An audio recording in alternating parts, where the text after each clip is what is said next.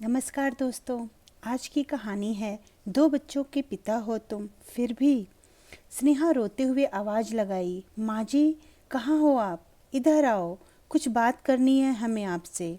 हाँ हाँ बहू, सुन रही हूँ, बहरी नहीं हुई।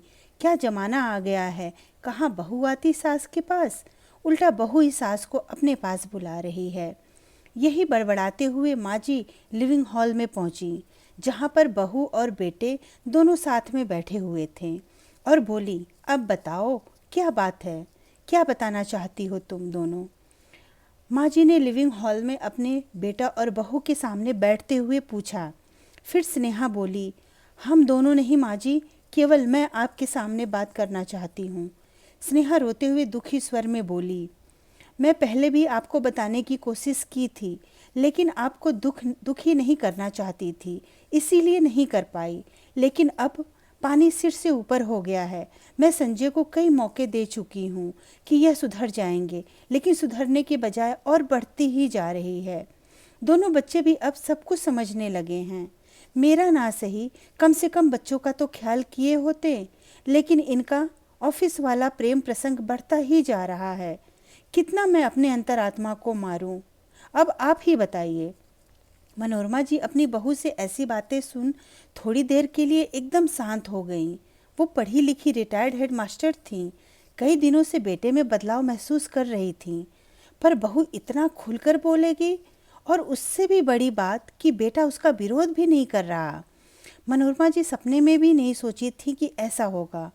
बहू सच तो नहीं बोल रही? अचंभित भरी नज़रों से बेटे की तरफ देखती रहीं।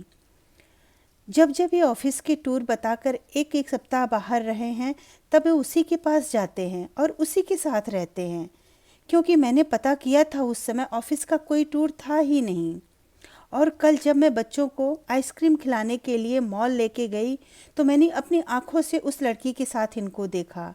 इतना कहते कहते स्नेहा की आंखों से आंसुओं की धारा बह चली। और अब तो हद ही हो गया है। माँ जी, मेरे सोने की कंगन भी उसे ही दे आए। मैं 2 दिनों से उसे ढूंढ रही थी, यह मुझे आज ही पता चला। फिर मनोरमा जी पूछी, संजय बहू इस तरह से रो रही है और तू आराम से चुप बैठा है, कुछ बोलता क्यों नहीं? आखिर बात क्या है? तू कंगन दे आया? प्रश्न चिन्ह नज़रों से देखते हुए माँ ने पूछा। स्नेहा सही कह रही है माँ, मैं अपने ऑफिस में एक लड़की से प्यार करता हूँ, और बहुत प्यार करता हूँ। मैं खुद भी अब इस घर में इस बात को रखना चाहता था, और कंगन क्या, मैं तो उसके लिए किसी भी हद तक जा सकता हूँ। अब बात जब सामने आ गई तो संजय के मन में लिहाज भी खत्म हो चुका था। स्नेहा की आंखों से आंसू रुकने का नाम ही नहीं ले रहा था। माँ के भी होश उड़ गए थे। फिर संजय बोला, माँ मुझे भी रोज रोज की खटपट पसंद नहीं है। जब से मैं उस लड़की से मिला हूँ, तब से मैंने ज़िंदगी को जीना शुरू किया है। माँ, मैं उससे तुम्हें मिलवाऊंगा, बिल्कुल मेरे स्टैंडर्ड को मैच करती है। आप कहें तो मैं उसे आज ही लेकर आता हूँ आपसे मिलवाने के लिए। एक बात और, माँ आप ही स्नेहा से पूछिए, यह अकेली इस घर से जाना चाहती है या दोनों बच्चों को साथ लेकर जाएगी? मुझे कोई आपत्ति नहीं है। माँ एकदम सदमे में थी। इकलौता बेटा था, थोड़ा जिद्दी और थोड़ा अभिमानी तो था, पर इतना बेशर्म हो जाएगा ये तो मनोरमा जी ने अंदाजा ही नहीं था। अगले ही पल मनोरमा जी खुद को संभाल कर एक नज़र बहू और बेटे दोनों पर डाली। स्नेहा सिर पर हाथ रखकर सिसकियां ले रही थी, और संजय उतावला हो रहा था कि माँ जल्दी से जल्दी अपना फैसला सुनाए।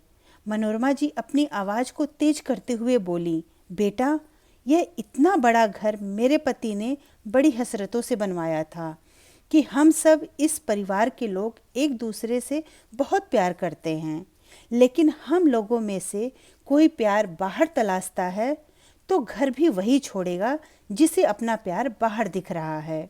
वो लड़की तुम्हारे स्टैंडर्ड की है तो ठीक है, लेकिन तुम मेरे स्टैंडर्ड के नहीं हो।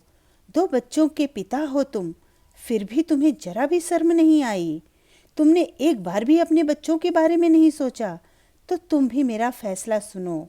आज से स्नेहा मेरी बहू नहीं, बेटी है। बच्चे और स्नेहा तो इस घर की शान हैं। वो इस घर को छोड़कर कहीं नहीं जाएंगे। इसलिए तुम अपना सामान पैक करो और निकल जाओ हमेशा के लिए। इस घर में दोबारा कभी मुड़कर मत आना। फिर मनोरमा जी प्यार से स्नेहा के सिर पर हाथ रखा तो माँ का स्पर्श पाते ही स्नेहा रोते हुए मनोरमा के गले लग गई। मनोरमा जी एक औरत थी, इसलिए वह स्नेहा के दुख को बहुत अच्छे से महसूस कर सकती थी। उधर संजय अपना सामान पैक किया और अपनी प्रेमिका के पास चला गया, लेकिन उसके घर पहुंचकर पता चला कि वह सिर्फ नौकरी और पैसे के लिए संजय को बेवकूफ़ बना रही थी। वह लड़की किसी और से प्यार करती है और उससे उससे ही शादी करना चाहती है। जैसे को तैसा, धोखा देने वाले को हमेशा धोखा ही मिलता है। यही कुदरत का नियम है। अब वापस मुड़कर वह अपने घर भी नहीं जा सकता था, क्योंकि वह अच्छे से जानता था कि उसकी माँ और पत्नी अब उसे कभी भी नहीं अपनाएंगे। सिर पर चढ़ा प्यार का भूत अपने आप ही उतर गया। अपना भरा पूरा परिवार अपने ही हाथों से बर्बाद कर चुका था। सिवाय पश्चाताप के अब कुछ और नहीं बचा था। धन्यवाद दोस्तों। आप लोगों को मेरी कहानी अच्छी लगी तो प्लीज़ ज़रूर सब्सक्राइब करिएगा।